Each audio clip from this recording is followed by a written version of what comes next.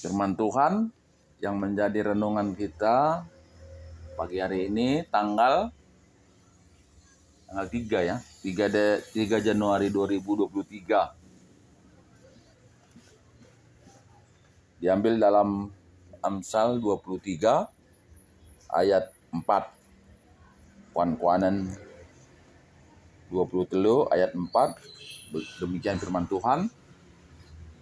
Olah susahi dirindu, darami kebayakan. Sebab ibas sang kemir saja banci mayap pertandu. Tempalit kabangna jenari kabang ia ku awang-awang desken Raja Wali. Ya, perikop ini salah satu bagian dari 30 petuah.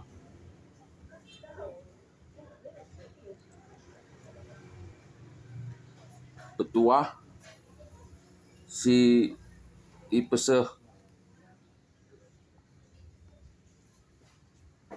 kalak si pemetah orang pentar, kalak si enggo ngidah ibas berbagai-bagai biak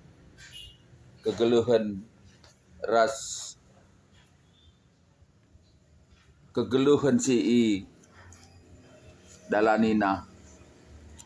Tentu arah perikop enda kita dibawa supaya hidup di jalan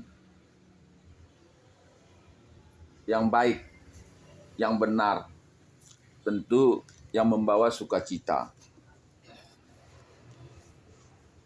Saat ini mungkin semua orang sedang dalam proses mencari kekayaan.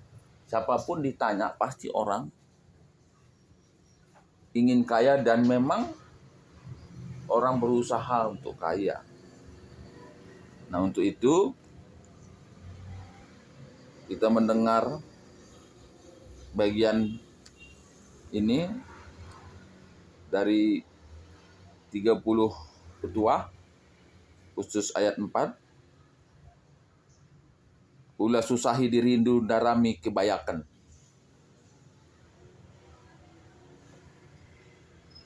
Berikut pengakap kami, maka kata kuncinya agenda emang ulah susahi. Nah, jadi orang berusaha dengan berbagai cara bersusah payah gitu ya. Diri mencari kekayaan. Nah, pemahaman yang kami pahami ulah susahi ya tentu mencari kekayaan dengan berbagai cara gitu ya.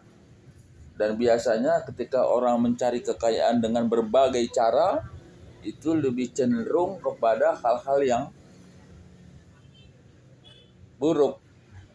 Hal-hal yang buruk. Sehingga kekayaan yang didapat dari hal-hal yang tidak baik, tidak benar, dikatakan dalam bagian ini bisa seketika akan lenyap. Seketika akan lenyap. Nah, saya kira ini banyak kita melihatnya, baik mendengar maupun melihat orang-orang yang kita tahu gitu ya, kita tahu cukup kaya dan kekayaannya itu dari hal-hal yang negatif dan kemudian akan menjadi susah lagi, menjadi miskin lagi. Ya, menjadi miskin lagi. Nah,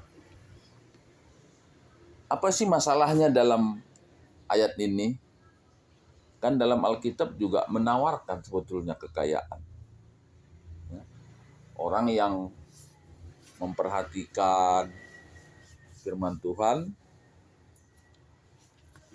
akan diberkati dalam setiap pekerjaannya dan akan memberikan hasil gitu ya. Dan itu pastilah ada kemungkinan dia kaya. Tapi dalam perikop ini adalah kekayaan yang mungkin dihasilkan dari berbagai upaya yang mungkin negatif. Satu. Kedua, Nah, ketika orang itu melakukan suatu pekerjaan, katakanlah itu sesuatu yang positif, kemudian kaya, nah apakah ini kurang berkenan di hadapan Tuhan? Ya. Kalau tadi orang yang mencari kekayaan dengan berbagai cara gitu ya, ya tentu ketika Tuhan marah ya mungkin akan terjadi kemiskinan. Lalu bagaimana dengan orang yang memang bekerja dengan sesuatu yang positif, bekerja keras, kemudian kaya? Apakah ini juga tidak baik di hadapan Tuhan? Nah, kita perhatikan di dalam Matius 19 ayat 16 sampai 22. Anak perana si bayak. Iba sadawari reh sekala dilaki jumpai Yesus. Nungkun yaman Yesus nina o guru. Perbahanan si mahuli si kugange harus kubahan gelah. Aku dat kegeluhan si tutu silar krik-krin. Jawab Yesus, engkai maka isung kundu aku karena si mahuli. Si sada ekap ngenca si mahuli. Ikutkan kerina pedah di bata. Adi bengket atendu ku kegeluhan si tuhu-tuhu. Nungkun ka iya pedah si apaikin. Jawab Yesus, ulah mono, ulah lua-lua, ulah nangko. Ulah jadi saksi sila tuhu. Muhammadlah man bapa ras nandendu. Kelangi temandu manusia bagi ikelengindu bandu. Mina anak perana kerina enggo kudalinkan. Kai narikin si kurang. Terjawab Yesus, adi atendu gelakam serta lauslah. Dayakan kerina erta-ertandu jenari bereken duitna mankalak musil. Lalu bage ia lo kendu me erta surga. Jenari reh kam ngikutkan aku. Kencai bagi anak perana kata Yesus, laus ia gulut ukurna sebab bayak kal ia. Nah, jadi orang kaya ya, anak perana ini dia sudah kaya dan juga sudah melakukan hukum Taurat, tapi juga tidak layak. Kenapa gitu ya? Kenapa? Nah, ini yang sering di dalam Alkitab sebutkan bahwa orang kaya itu hatinya ada di kekayaannya itu. Makanya nggak usah heran ya.